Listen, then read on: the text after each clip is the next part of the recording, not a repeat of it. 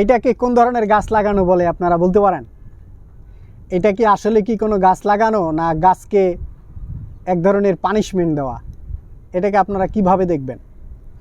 একদিকে আপনার ড্রাম হচ্ছে একেবারে ছোট রঙের একটা ড্রাম, ছোট্ট একটা ড্রাম, এবং তার ভিতরে প্রথম লাগানো ছিল আপনার পুদিনা পাতা।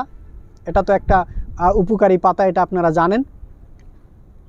দেখেন এই পুদিনা পাতাও এমনভাবে হয়েছে যে ড্রামকে শ্বাস করতে দিচ্ছে না।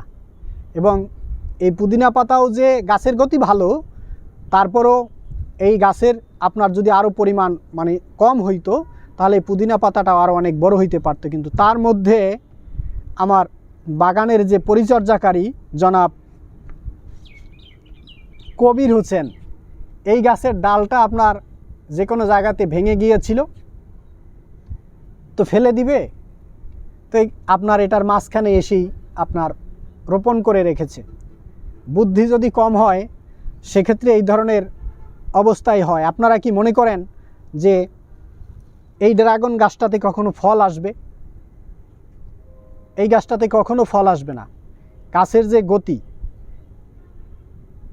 আপনার মাছ রোদে শুকালে শুটকি হয় না, সেরকম এই গাছটার গতি কিন্তু বেঁচে আছে কিন্তু শুটকি হয়ে গেছে। এবং এতটাই চিকন এবং এর শক্তি এতটাই দুর্বল, এই গাছে আপনার কখনোই ফল আসবে না। এবং এটা বেঁচে থাকবে, আপনার এই ড্রামটাতে পানি দিলে গাছটা বেঁচে থাকবে এবং এই চিকন গতিটি সে ডালপালা দিবে, সামনে আগাবে। কিন্তু এটাতে যদি কখনো, এই গাছটাতে যদি কখনো ফুল আসে, ফুলটা কিছুদিন পরে লাল হয়ে যাবে। ফুলটা আপনার 2 দিন 3 দিন পরে ছোট থাকতেই লাল হয়ে যাবে এবং ঝরে যাবে।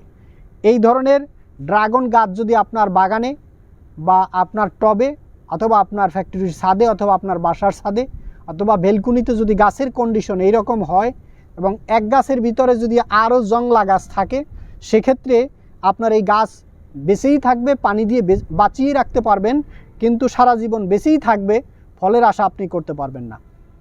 এত ছোট ড্রামেও গাছ লাগালে তাতে ফল তেমন একটা আসার সম্ভাবনা কম এবং তাতে ফল আসে না বলেই আমরা যতটুকু দেখেছি, এই ছোট ড্রামে এতে মাটিও থাকে কম, শক্তিও থাকে কম, এবং এতে গাছ বৃদ্ধিও পায় না, বড় হতে পারে না, শক্তিও পায় না, যে কারণে ফুল আসলেও ফল আসে না। এবং তার গোড়ায় যদি থাকে, আপনি দেখেন ড্রাগন গাছের গোড়া তো দেখাই যাচ্ছে না, এর মাটি কোথায় আছে খুঁজে বের করা মুশকিল। এই যে দেখেন গোড়ার অংশ আপনার এখানে, এই ছোট টুকরাটা এখানে রোপণ করেছিল, সেখান থেকে এই 2টা ডাল সে দিয়েছে, এই 2টা ডাল দিয়ে সে বড় হয়েছে, আর এই দিকে আর একটা ডাল দিয়েছে। এবং এর গোড়ায় কোথায় মাটি আছে আপনি খুঁজে বের করতে পাবেন না। এটা সম্পূর্ণ আপনার পুদিনা পাতায় জঙ্গল আকারে ধরে রেখেছে।